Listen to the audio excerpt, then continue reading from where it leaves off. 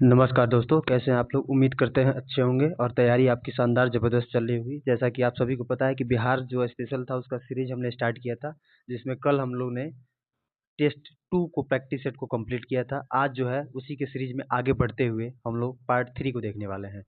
तो चलिए बिना टाइम को वेस्ट किए सीरीज को स्टार्ट करते हैं। फर्स्ट क्वेश्चन देखेंगे। सबसे पहला क्वेश्चन, झारखंड राज्य के विभाजन से पूर्व बिहार लोकसभा तथा राज्यसभा की सीटों की संख्या कितनी थी। आपको बताना है कि झारखंड राज्य के विभाजन से पहले बिहार में लोकसभा तथा राज्यसभा की सीटों की संख्या कितनी थी। तो इसका राइट आंसर क्या होगा आपका 54 और 22, यानी कि 54 लोकसभा की सीटें थी और राज्यसभा की 22 सीटें थी। ये झारखंड विभाजन से पहले। कमेंट करके आप जवाब देंगे इसका कि झारखंड का विभाजन कब हुआ था, डेट और साल दोनों बताएंगे। क्लियर। नेक्स्ट आगे बढ़ते हैं। दूसरा क्वेश्चन कह रहा है कि बिहार में अब तक कुल कितनी बार राष्ट्रपति शासन लागू हुआ है। आपको पता होगा, सबसे पहले तो पता होना चाहिए राष्ट्रपति शासन किस आर्टिकल के तहत लगता है, ये आपको कमेंट करना है। दूसरी बात, अब तक बिहार में कितनी बार राष्ट्रपति शासन लग चुका है। तो अब तक जो है बिहार में टोटल 8 बार राष्ट्रपति शासन को लागू किया जा चुका है। क्लियर। नेक्स्ट नेक्स्ट क्वेश्चन की बात करते हैं। निम्नलिखित में से कौन राज्यपाल के उसके पद से बर्खास्त कर सकता है। निम्नलिखित में से कौन राज्यपाल को उसके पद से बर्खास्त कर सकता है। ये सिंपल क्वेश्चन आप सभी को पता होगा, राष्ट्रपति के अलावा किसी के पास ऐसा अथॉरिटी या पावर नहीं होता है। क्लियर। नेक्स्ट बात करते हैं क्वेश्चन नंबर 4। राज्य मंत्रिपरिषद की बैठक की अध्यक्षता निम्नलिखित में से कौन करता है। राज्य मंत्रिपरिषद की बैठक की अध्यक्षता निम्नलिखित में से कौन करता है। राज्यपाल करता है, मुख्यमंत्री करता है, मुख्य सचिव करता है या उपयुक्त में से एक से अधिक। क्या होगा इसका राइट आंसर। इसका राइट आंसर हो जाएगा मुख्यमंत्री। राज्य मंत्रिपरिषद की बैठकों का अध्यक्षता जो करेगा वो मुख्यमंत्री करेगा। क्लियर। नेक्स्ट, भारतीय संविधान के किस अनुच्छेद में महाधिवक्ता का वर्णन किया गया है। भारतीय संविधान के किस आर्टिकल में महाधिवक्ता का वर्णन किया गया है। तो इसका राइट आंसर आपका हो जाएगा अनुच्छेद 165, आर्टिकल 165। नेक्स्ट क्वेश्चन देखते हैं। कोई विधेयक धन विधेयक है या नहीं, इसका निर्णय निम्नलिखित में से कौन करता है। कोई भी विधेयक धन विधेयक है या नहीं है, इसका निर्णय कौन करेगा। तो इसका निर्णय जो करेगा वो करेगा विधानसभा का अध्यक्ष। कोई विधेयक धन विधेयक है या नहीं है, इसका निर्णय कौन करता है, तो वो करता है विधानसभा का अध्यक्ष। नेक्स्ट, निम्नलिखित में से कौन व्यक्ति जो है बिहार के मुख्यमंत्री के पद पर सबसे ज्यादा समय तक रहा, सॉरी माफ कीजिएगा, सबसे कम समय तक रहे। निम्नलिखित में से कौन व्यक्ति बिहार के मुख्यमंत्री के पद पर सबसे कम समय तक रहे थे। तो ये कौन रहे थे, सतीश प्रसाद सिंह। कौन थे, सतीश प्रसाद सिंह। ये मुख्यमंत्री के तौर पे बिहार में काफी इनका छोटा सा कार्यकाल रहा था, तो इसको ध्यान रखेंगे। चलिए आगे बढ़ते हैं फिर। दिए गए विकल्पों में सबसे कम जिला वाला प्रमंडल कौन सा है। दिए गए, आपको पता होगा बिहार में कुल कितने प्रमंडल हैं, तो आपको पता होना चाहिए बिहार में टोटल 9 प्रमंडल और 101 अनुमंडल है। नोट करिएगा इसको। तो दिए गए विकल्प में पूछ रहा है इसमें से सबसे कम जिला वाला प्रमंडल कौन सा है। तो सबसे कम जिला आपको पता होगा भागलपुर जो प्रमंडल है आपका, भागलपुर प्रमंडल, ये सबसे कम जिला इसमें है। क्लियर। किसी राज्य का वैधानिक प्रधान कौन होता है। ये क्वेश्चन हमको लगता है कि बार बार लगभग 7 से 8 बार रिपीट हो चुका है। तो राज्य का वैधानिक प्रधान कौन होता है, तो ये राज्यपाल होता है। राज्य का वास्तविक प्रधान कौन होता है, तो वो मुख्यमंत्री होता है। क्लियर। नेक्स्ट क्वेश्चन नंबर 10 देखते हैं कि बिहार में लोकसभा हेतु कितनी सीटें अनुसूचित जाति के लिए आरक्षित है। मतलब बिहार में लोकसभा हेतु कितनी सीटें अनुसूचित जाति के लिए जो है रिजर्व्ड है, आरक्षित है। तो कितनी सीटें हैं आपका, तो ये हो जाएगा 6 सीटें। 6 सीटें जो है वो अनुसूचित जाति के लिए रिजर्व्ड है। थोड़ा सा कलर चेंज कर लेते हैं ताकि अच्छे से विजुअल हो सके। क्लियर। नेक्स्ट क्वेश्चन बात करते हैं। क्वेश्चन नंबर 11, उर्दू भाषा को दूसरी भाषा के रूप में मान्यता देने वाला भारत का पहला राज्य कौन सा है। अब बिहार की बात कर रहे हैं तो 100% है, अधिकांश लोग इसको कमेंट में ए ही टिक करेंगे, बिहार को ही टिक करेंगे। अब इसलिए राइट आंसर वही है, बिहार ही आपका आंसर सही होगा। उर्दू भाषा को दूसरी राजभाषा के रूप में मान्यता देने वाला भारत का पहला राज्य है बिहार। नेक्स्ट, जिला परिषद अध्यक्ष अपना त्यागपत्र किसे देगा। जिला परिषद अध्यक्ष अपना त्यागपत्र किसे देगा, तो इसका राइट आंसर आपका हो जाएगा जिला दंडाधिकारी को, मतलब जिसको आप डीएम कहते हैं, डीएम डिस्ट्रिक्ट मजिस्ट्रेट को। क्लियर।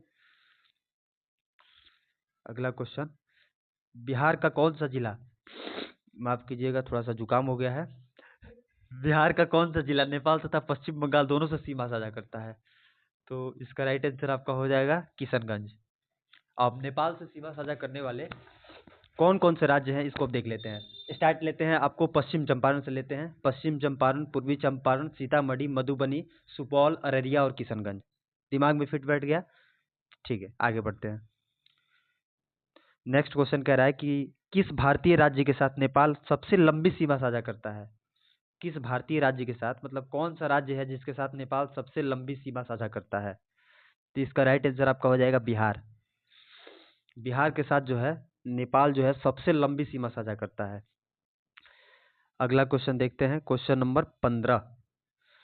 निम्नलिखित में से कौन बिहार की सर्वोच्च पर्वत चोटी है? निम्नलिखित में से कौन बिहार की सर्वोच्च पर्वत चोटी है? तो ये कौन सी है? सोमेश्वर श्रेणी। सोमेश्वर श्रेणी कौन सी है? सोमेश्वर श्रेणी।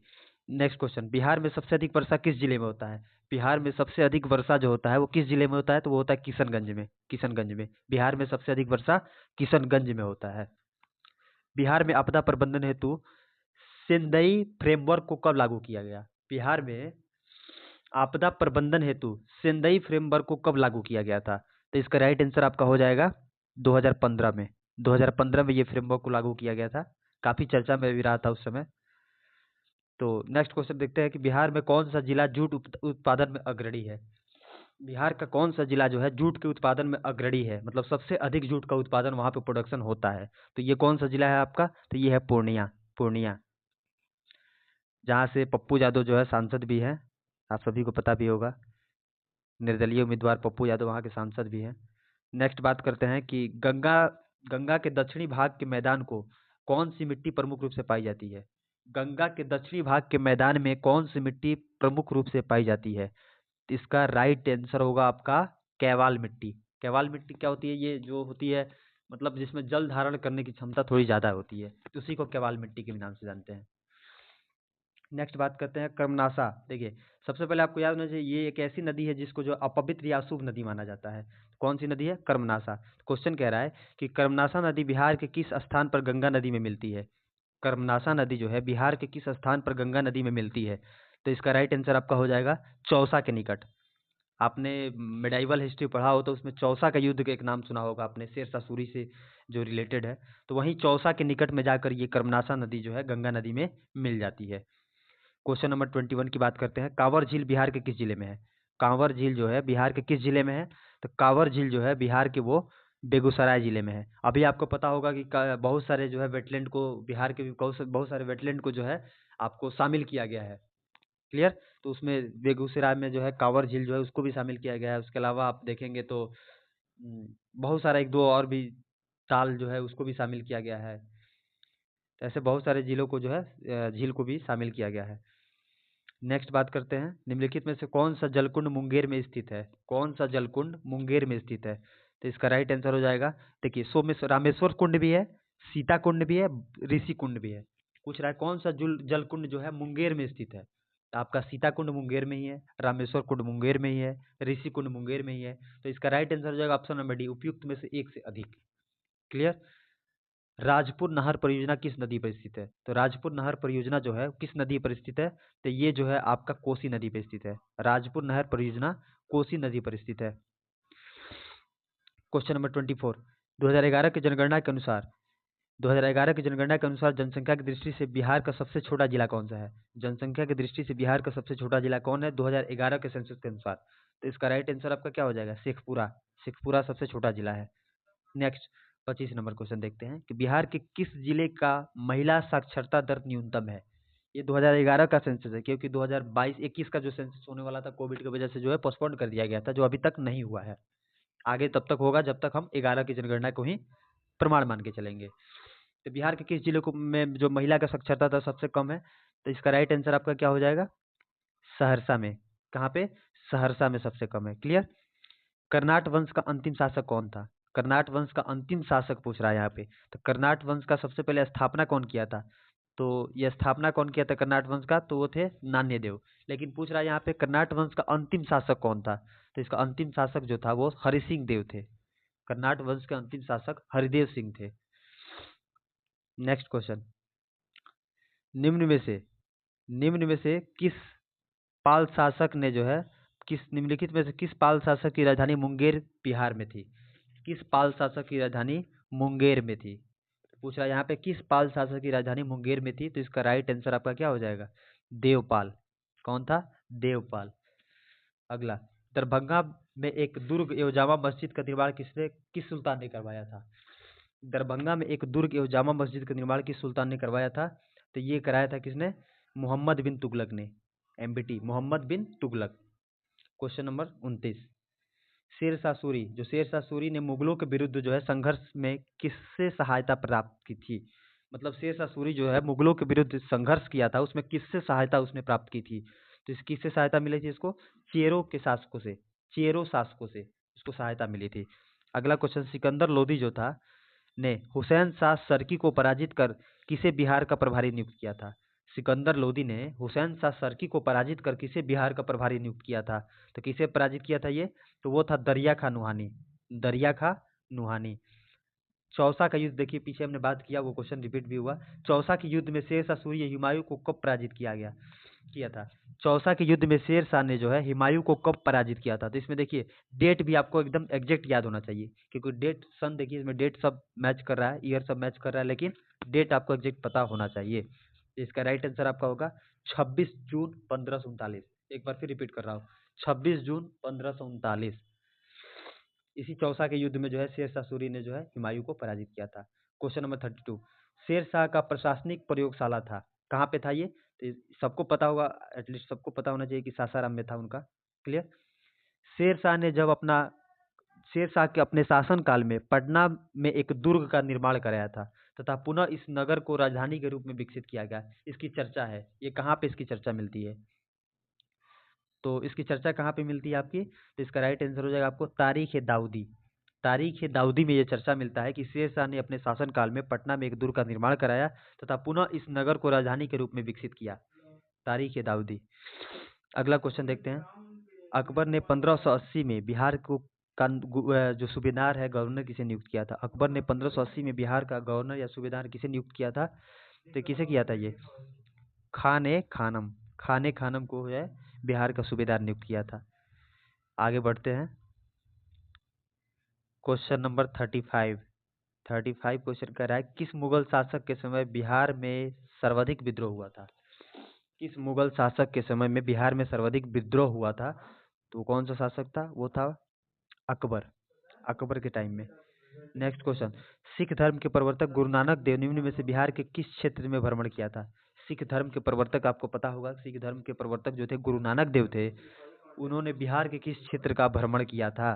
तो इसका राइट आंसर आपका हो जाएगा भागलपुर में भी किया था उन्होंने, मुंगेर में किया था, राजगीर में किया था। उपयुक्त में से एक से अधिक आपका राइट आंसर हो जाएगा। इन्होंने तीनों एरिया में जो है भ्रमण किया था। अगला क्वेश्चन कह रहा है मुगल शासक फर्रुखसियर ने अंग्रेजों को बिहार एवं बंगाल को व्यापार करने के लिए किस वर्ष स्वतंत्रता दी? तो मैंने पिछली कक्षा में ही आपसे इस बात की चर्चा की थी कि जो फर्रुखसियर था उसने कंपनी को, ईस्ट इंडिया कंपनी को जो है एक सुनहरा फरमान, इसके बारे में हम चाहूंगा थोड़ा सा डिटेल में चर्चा कर ले। देखिए, मुगल शासक जो फर्रुखसियर था वो एक लाइलाज बीमारी से ग्रसित था। तो एक जो है दूत मंडल, जो ब्रिटिश दूत मंडल जो है भारत में आया था, उस समय भारत में दूत मंडल आया था, उसमें एक जो है सर्जन हुआ करता था जिसका नाम था विलियम हैमिल्टन। तो विलियम हैमिल्टन ने जो है उसकी लाइलाज बीमारी को ठीक कर दिया। इससे शासक मतलब जिसकी इलाज नहीं संभव थी उसको उसने ठीक किया। शासक प्रसन्न होकर उससे जो है मैग्ना कार्टा दे दिया, सुनहरा फरमान भी जिसको कहते हैं। तो 1717 का जो मैग्ना कार्टा जो है फर्रुखसियर ने जो है ईस्ट इंडिया कंपनी को दे दिया था। तो बिहार और बंगाल में व्यापार करने के लिए स्वतंत्रता किसने प्रदान की थी? फर्रुखसियर ने। कब की थी? 1717 का जो है मैग्ना कार्टा, आप इसको याद रखेंगे। क्वेश्चन नंबर 38, किस मुगल शासक के शासनकाल के दौरान अंग्रेजों ने पटना में अपनी फैक्ट्री स्थापित की थी? किस मुगल शासक के शासनकाल में अंग्रेजों ने अपनी फैक्ट्री जो है पटना में स्थापित की थी? तो वो था शाहजहां। कब की थी? 1651 में। ये PYQ का क्वेश्चन है, ये पिछले साल भी पूछा था शायद, कई बार रिपीटेड क्वेश्चन है, इसको ध्यान रखेंगे। अंग्रेजों ने पटना फैक्ट्री का प्रधान जॉब चरनक कब बना? अंग्रेजों के पटना जो फैक्ट्री था उसका प्रधान जो है, हेड जो है, जॉब चरनक कब बना था? तो ये बना था आपका 1664 में। 1664 में। इसी समय जो है फ्रांसीसी भी भारत में आ जाते हैं। फ्रांसीसियों का आगमन भी जो है 1664 के टाइम पे होता है। बिहार आने वाला पहला अंग्रेज यात्री कौन था? तो ये कौन था? बिहार आने वाला पहला जो है अंग्रेज यात्री कौन था? तो ये था आपका Ralph Finch. Ralph Finch. Clear? Bihar में होम रूल लीग की स्थापना कब किया गया? बिहार में होम रूल लीग की स्थापना कब किया गया? तो ये किया गया था आपका 16 दिसंबर 1916। 16 दिसंबर 1916 बिहार में होम रूल लीग की स्थापना जो है 16 दिसंबर 1916 को किया गया था। नेक्स्ट, भारतीय राष्ट्रीय कांग्रेस का 27वां अधिवेशन कहाँ हुआ था? तो देखिए, सबसे पहले आप याद रखेंगे कि बिहार में जो अधिवेशन हुआ था, एक 27वां अधिवेशन जो हुआ था कब? 1912, यानी 1912 में जो है पहला जो अधिवेशन हुआ था वो कहाँ पे? बांकीपुर में हुआ था। कहाँ पे? बांकीपुर में हुआ था। और एक और अधिवेशन 1922 में होगा, जिसकी अध्यक्षता जो होगी सी.आर. दास करेंगे। वो होगा आपका कहाँ पे होगा? गया में होगा। तो याद रखेंगे, ये 27वां अधिवेशन जो था ये 1912 में हुआ था। और ये कहाँ पे हुआ था? ये कहाँ पे हुआ था? इसका राइट आंसर क्या हो जाएगा आपका? तो उसका राइट आंसर हो जाएगा आपको बी, पटना। बांकीपुर पटना में, बांकीपुर पटना में। क्लियर? इसकी अध्यक्षता पूछेगा कौन किया था, तो कौन किया था? मधुधोलकर, आर मधुगोलकर। एडजस्ट कीजिएगा, थोड़ा सा टाइपिंग पैड में थोड़ा सा प्रॉब्लम है, जिस वजह से नहीं लिख पा रहे हैं। ठीक है, नेक्स्ट बात करते हैं। मैं बोल दे रहा हूँ, आप उसको सुन लेंगे, याद कर लेंगे उसको। नेक्स्ट बात करते हैं, मुजफ्फरपुर बम कांड जो हुआ था 1908 में, किससे फांसी की सजा हुई थी? ये सबको पता होगा, खुदीराम बोस को। प्रफुल्ल चाकी ने जो है अंग्रेजों के डर से फांसी, मतलब आत्महत्या कर लिया था। उसके अलावा खुदीराम बोस जो थे 12 वर्ष या 16-14 वर्ष की उम्र, 12 वर्ष की उम्र में इनको फांसी दी गई थी। तो ये कहानी थोड़ा सा शॉर्ट में इसको बताना चाहूँगा कि जो एक कैनेडी जो था, उसकी गाड़ी जा रही थी। इसने जो है वहाँ पे, जो है वहाँ के कमिश्नर जो था उसको, जज जो था, सॉरी माफ़ कीजिएगा, जज की हत्या का प्रयास करने के लिए, जज जो था उसकी हत्या का प्रयास करने के लिए जो है 3 लोगों ने, प्रफुल्ल चाकी, खुदीराम बोस और एक और जो है साथी उनके साथ था वहाँ पे। तो इन्होंने बम फेंका था। तो जो भारतीय जैसे स्वाधीनता संग्राम से सहानुभूति रखने वाले कैनेडी जो थे, उनकी पत्नी और उनकी बेटी की उसमें हत्या हो जाती है। जिस वजह से प्रफुल्ल चाकी ने जो है अपने आप सुसाइड कर लिया, अंग्रेजों से डर के, जो भी कारण रहा हो, सजा से डर के जो भी हुआ हो। लेकिन खुदीराम बोस ने जो है वहाँ से फरार हो गए। लेकिन कुछ समय बाद इनको पकड़ के इनको फांसी दे दी गई 1908 में। इसको याद रखेंगे। ठीक है, मुजफ्फरपुर बम कांड का जो नाम से इसको जाना जाता है। चंपारण में कृषि की स्थिति जांच करने के लिए नियुक्त जांच समिति के अध्यक्ष कौन थे? चंपारण में कृषि स्थिति को जांच के लिए नियुक्त जांच समिति के अध्यक्ष कौन थे? तो इसका राइट आंसर आपका हो जाएगा FG स्लाई। FG स्लाई, याद रखेंगे इसको। नेक्स्ट, बिहार आने वाले निम्नलिखित चर्चित विदेशी यात्रियों में सबसे पहला विदेशी यात्री कौन था? बिहार आने वाले निम्नलिखित चर्चित व्यक्तियों में से, विदेशी व्यक्तियों में से जो है सबसे पहला यात्री कौन था? तो सबसे पहला यात्री इसमें से कौन था? तो ये था आपका मेगास्थनीज। इसकी एक प्रसिद्ध पुस्तक भी है, इंडिका, याद रखेंगे, मेगास्थनीज। नेक्स्ट बात करते हैं, जो एक्स्ट्रा फैक्ट बता रहे हैं उसको आप नोट कर सकते हैं, कहीं भी नोट कीजिए, आपके काम आएगा। नेक्स्ट बात करते हैं, 24वें तीर्थंकर जो थे, 24वें जो तीर्थंकर थे महावीर स्वामी, उनका जन्म कहाँ हुआ था? तो जन्म इनका कहाँ हुआ था? ये कुंडग्राम में हुआ था, कुंडग्राम में हुआ था। क्लियर? अगला क्वेश्चन, अशोक के स्तंभ लेखों में निम्नलिखित में से कौन सा बिहार में स्थित है? अशोक के बहुत सारे स्तंभ लेख पाए गए भारत के जगह जगह पे, कुछ तो भारत से बाहर भी, जैसे अफगानिस्तान में, काबुल में, कंधार में, पाकिस्तान में, काफ़ी जगह पाए गए। लेकिन बिहार में पूछ रहा है, बिहार में कौन कौन सा इसमें से स्थित था? तो इसका राइट आंसर आपका क्या हो जाएगा? लौरिया नंदनगढ़ में है ही, ये भी बिहार में है। रामपुरवा भी बिहार में है, लौरिया अरेराज भी बिहार में है। तीनों का तीनों, यानी कि इसका राइट आंसर क्या होगा? उपयुक्त में से एक से अधिक। 48 नंबर क्वेश्चन की बात करते हैं। क्वेश्चन नंबर 48 की बात करते हैं। कनिष्क जो था, कनिष्क ने पाटलिपुत्र में किस बौद्ध विद्वान को अपने दरबार में आश्रय दिया था? कनिष्क ने पाटलिपुत्र में किस बौद्ध विद्वान को अपने दरबार में जो है आश्रय दिया था? तो वो कौन था? तो वो था आपका अश्वघोष। कौन था? अश्वघोष। अश्वघोष थे, नागार्जुन थे, चरक थे, ये सब जो है आपको देखने को मिलेगा कनिष्क के दरबारी थे। ठीक है, याद रखेंगे। तृतीय बौद्ध संगीति की अध्यक्षता किसने किया था? जो तीसरी बौद्ध संगीति हुई थी, अब आप कमेंट करके बताएंगे पहला और दूसरी बौद्ध संगीति की अध्यक्षता किसने की थी और कहाँ पे किया गया था। और अगर एक्स्ट्रा करना चाहे तो आप ये भी बता सकते हैं किसके समय में हुआ था। क्लियर? तृतीय बौद्ध संगीति की अध्यक्षता कौन किया था? ये अध्यक्षता जो किया था वो मोगलीपुत्तिस, मोगलीपुत्तिस ने किया था। नेक्स्ट बात करते हैं, लास्ट क्वेश्चन इस सीरीज का, लास्ट क्वेश्चन, प्रैक्टिस सेट का लास्ट क्वेश्चन है कि हर्यक वंश के पश्चात मगध पर किस वंश का उदय हुआ? तो आपको एक ट्रिक मैंने बताया था, हसीन मसूक शाह।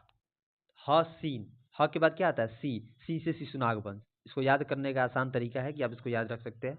हर्यक वंश के पश्चात मगध पर जो है शिशुनाग वंश का स्थापना उसने हो जाता है, मतलब शिशुनाग वंश एस्टेब्लिश हो जाता है। उसके बाद से ये वंश भी आगे चलता है। आगे चल कर के जो है इसका भी जो है इसका पतन होता है, तो फिर जो है नंद वंश का शासन आता है, फिर नंदों का पतन होता है, मौर्यों का आता है, ऐसे क्रम चलता जाता है। तो आप ट्रिक के माध्यम से इसको आसानी से याद रख सकते हैं। तो आज हमने जो है प्रैक्टिस सेट 3 को इरिटेरिया का कंप्लीट किया। उम्मीद करते हैं आपको ये पसंद आया होगा, समझ में आया होगा। तो इसी के साथ फिर मिलते हैं नेक्स्ट वीडियो में, तब तक के लिए जय हिंद।